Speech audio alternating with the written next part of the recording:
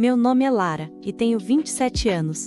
Esta história aconteceu comigo e eu a conto porque ainda sinto o gosto gelado daquele instante escorrendo pela memória. Era final de tarde, calor dentro de casa, mesa posta na sala de jantar e conversa solta, dessas que fazem a gente esquecer o relógio. Gabriel, meu enteado de 22, ajudava a trazer pratos. Bianca, minha amiga, ria alto na cabeceira. Eu me levantei para buscar mais gelo.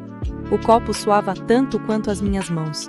Gotinhas desciam pela parede de vidro como sinais pequenos, prometendo deslize. Cruzei a sala com cuidado, mas o piso liso pedia tropeços.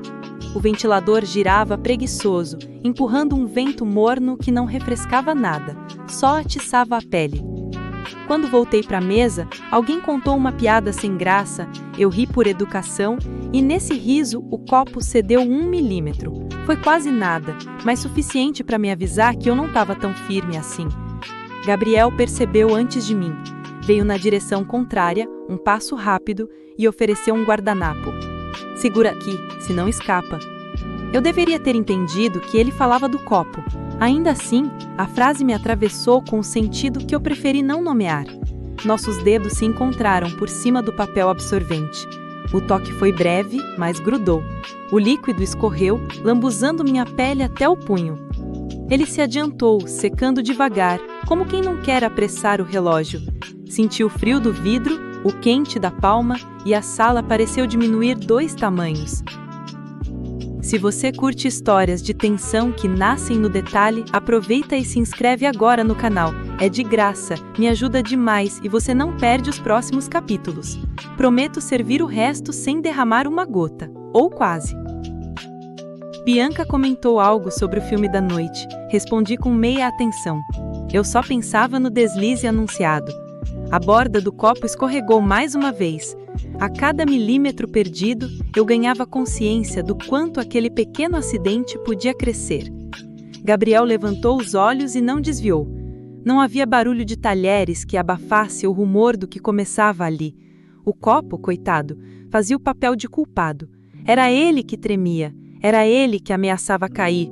Eu apenas acompanhava o movimento, tentando parecer intacta, quando senti novamente os dedos dele, prontos para amparar.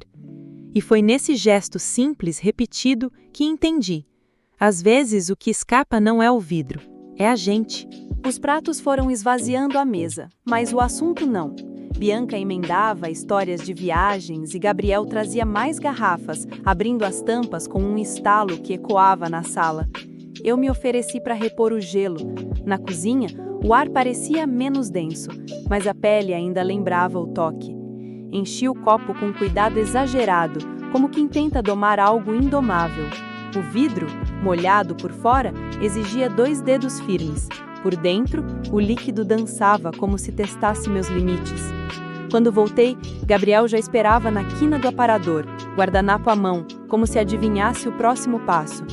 "Pode deixar que eu seguro", disse, e a frase veio com a mesma ambiguidade de antes. Coloquei o copo nas mãos dele, mas ao soltar, a base escorregou. Houve um susto silencioso, um quase barulho que não aconteceu. Ele segurou por baixo, eu por cima, e nossos dedos se trançaram sem querer. Foi só um segundo, mas foi também uma eternidade. O vidro fez um som fino, como um sino, chamando para dentro. Bianca passou atrás de nós, pegou um pedaço de bolo e comentou que o chantilly estava derretendo depressa. Sorri por educação, porque era outra coisa ali que derretia sem pressa nenhuma.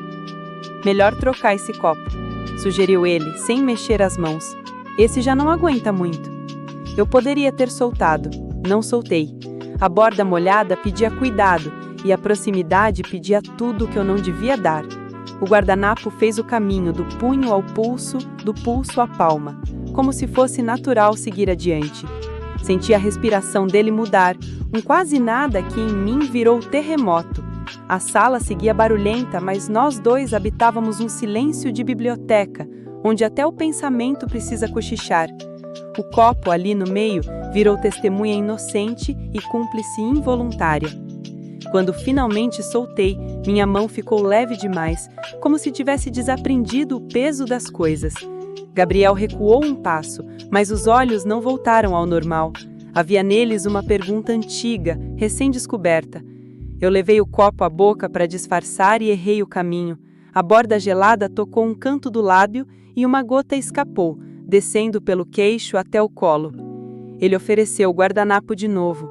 Eu aceitei e, dessa vez, dirigi o gesto. Segurei o papel com a mesma mão dele. Limpei a gota devagar, como quem sublinha uma frase importante. A conversa na cabeceira virou pano de fundo. A nossa, sem palavras, dizia: a noite avançou como quem não quer ser percebida. As luzes amareladas da sala deixavam tudo mais lento, como se o tempo tivesse escolhido caminhar em câmera lenta. Bianca tirou fotos, riu de algo no celular e foi procurar uma tomada para carregar a bateria. Ficamos de frente para a janela aberta, o ar quente trazendo cheiro de chuva que não chegava. Eu girava o copo entre os dedos, tentando parecer distraída, mas cada volta era um ensaio de queda. Gabriel encostou na borda do aparador, a uma distância que não era distância. "Você sempre segura assim?" perguntou, olhando minhas mãos e depois algo além delas. "Só quando sinto que posso deixar cair", respondi, assumindo o jogo. Ele sorriu com um canto da boca, daquele jeito que não faz barulho e mesmo assim enche a sala. Afastou alguns talheres, criou espaço e colocou o copo dele ao lado do meu, tão perto que os círculos de água se tocaram, desenhando um 8 infinito sobre a madeira. A imagem me prendeu. Tentei mover o meu, mas o vidro colou na poça. Precisei de um impulso a mais. Gabriel tocou a base com o indicador, como quem dá direção a algo que já sabe para onde vai. Não era mais sobre bebida.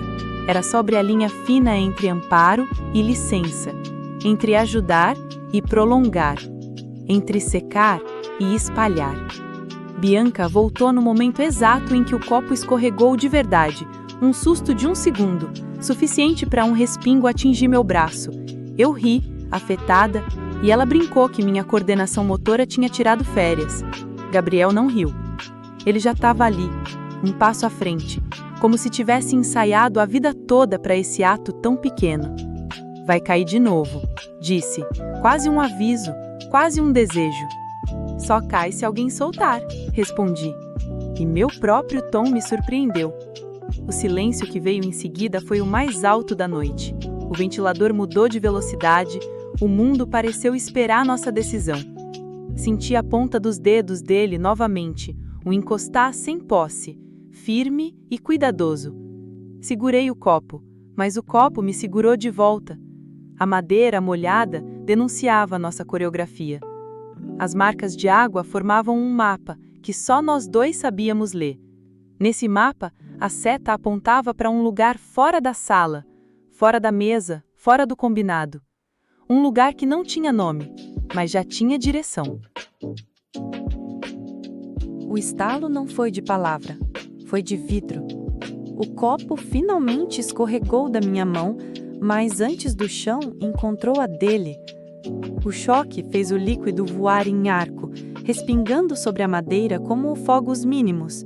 Bianca deu um gritinho teatral e correu por panos. A sala virou cena de resgate doméstico. Gabriel segurou metade do desastre, eu segurei a outra metade. Rimos do absurdo, do excesso de cuidado que não evitou o inevitável. E ainda assim, algo dentro de mim cravou que aquilo não tinha sido queda, tinha sido começo. Fomos à cozinha para lavar as mãos pegajosas. A água corrente levou o açúcar, mas não levou o que ficou. Ele abriu a gaveta dos panos e me estendeu um, com a naturalidade de quem sabe o caminho de olhos fechados. Nossos braços se cruzaram perto demais da torneira, e a gota final, teimosa, insistiu em ficar entre nós. Eu a espremi com o tecido e deixei que o gesto durasse 1 segundo a mais do que o necessário. Ele percebeu. Eu também. A casa inteira parecia ouvir, e ao mesmo tempo, ninguém ouvia nada. Voltamos com a mesa limpa e copos novos. Bianca levantou um brinde à nossa prontidão, e eu achei graça da palavra, porque prontidão dizia tudo. Gabriel encostou o pé no meu sobre a mesa, um toque involuntário talvez, um recado claro talvez. Não movi o meu. O jantar seguiu, normal por fora, adentro por dentro.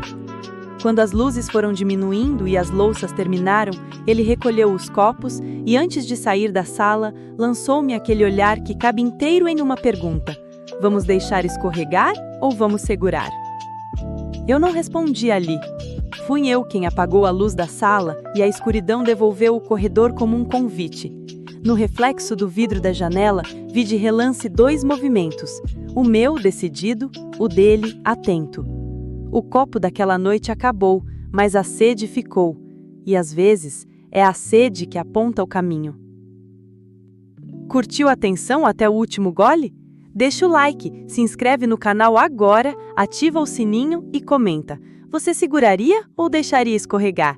Isso me ajuda demais a trazer novas histórias que gelam por fora e incendeiam por dentro.